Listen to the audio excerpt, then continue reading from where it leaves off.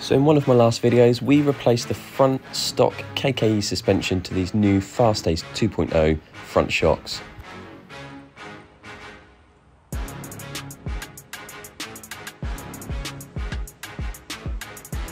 So in this video we're going to do an unboxing, quick bit of the installation which hopefully shouldn't take as long. We'll hop on the bike, take it out for a rip and see how the rear suspension performs. Let's get into it.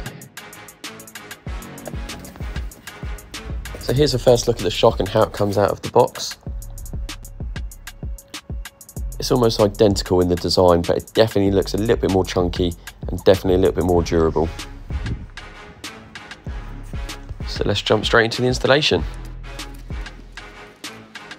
So the quickest and easiest way to get this rear shock off is basically just undoing all the triangle and all the linkages that's attached to it and just removing the whole lot. Rather than trying to fiddle around and try and get this old shock out, let's just remove the whole lot. It's just going to save time and make things a lot easier.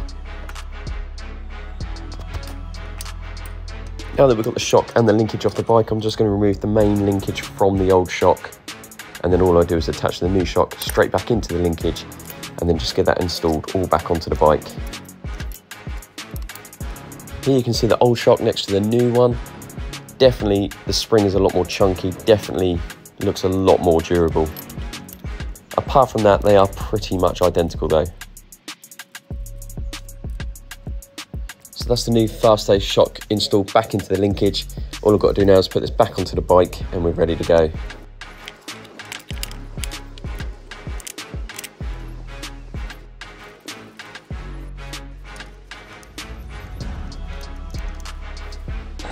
Okay, so let's give this suspension a full test then. So we've now got the front and the rear Fast-Ace shocks installed. So we're going to go and hit a couple of trails and then we'll head out, see if we can find some jumps along the way as well.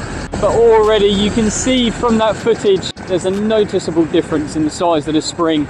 They are the same payload, I believe, but definitely the Fast-Ace spring a lot thicker than the original stock suspension. And already I can say, just from this little bit of off-road, it's so much more comfortable. The other thing I'm noticing as well is my battery rattle. I can already tell there's less battery wobble, definitely a lot more comfier to ride. And when you pair it with the new front suspension as well, it's literally like a different bike. It feels so much more solid, so much more comfortable to ride. Feels a lot more planted, takes every little bump in its stride. So again, I'm comparing this to what a 4-year-old clapped out stock suspension. So of course there's going to be a noticeable difference. Exactly the same as there was on the front. A vast improvement, I've got to say. I had a noticeable thing with the old suspension that I don't know if it was the air or something, the spring. There was a horrendous creaking noise coming from the rear shock. And again, probably because it had never been serviced, it was old. So it's nice to get rid of that. And definitely, certainly the bike is feeling a lot more capable and a lot more able to get through this sort of stuff. So coming up to the first jump now. So here's going to be the first test just to see how this thing does. Ah, perfect. It's literally feeling like a brand new rebuilt bike. We've got brand new suspension, obviously we've got the upgraded 72 volt battery, we've got the new nuclear P24F controller installed. The bike is just feeling absolutely solid, and the suspension now, there's absolutely no battery wobble anymore, which is nice. I can just abuse the bike that little bit more now. Maybe one thing I don't really like about Fast-Ace is their branding. There just seems to be an awful lot of different colours going on. I mean, on the front forks, we've got black and white and orange on the main logos, and then we've got the adjustments at the top of the stanchions. We've got silver and blue.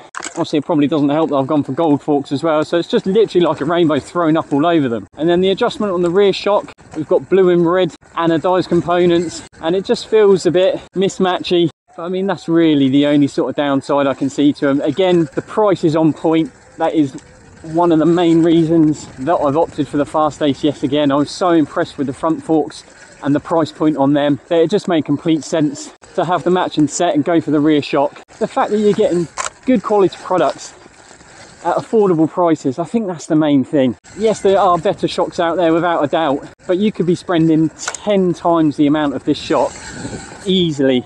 So I think, again, value for money, they've got it right, definitely. Again, let's talk about where I purchased this from. As always, I purchased the shock, like I do all of my parts for my Surron, through South Coast Surron Parts. Like I said before, I'm not affiliated in any way whatsoever.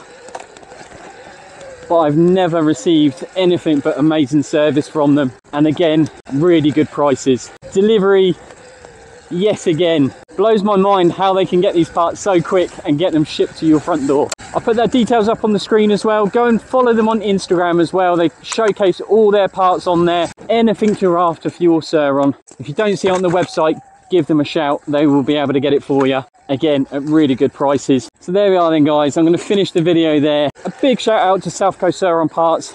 As always, thank you ever so much for watching. If you have enjoyed this video, please go ahead and give it a thumbs up. It massively helps the channel. If you've got any questions on the front or the rear suspension from Fast-Ace, go ahead and drop it in the comments. Or you can get in touch through my Instagram, which I'll put up on the screen now. But yeah, cheers guys, and I will see you in the next one. Take it easy.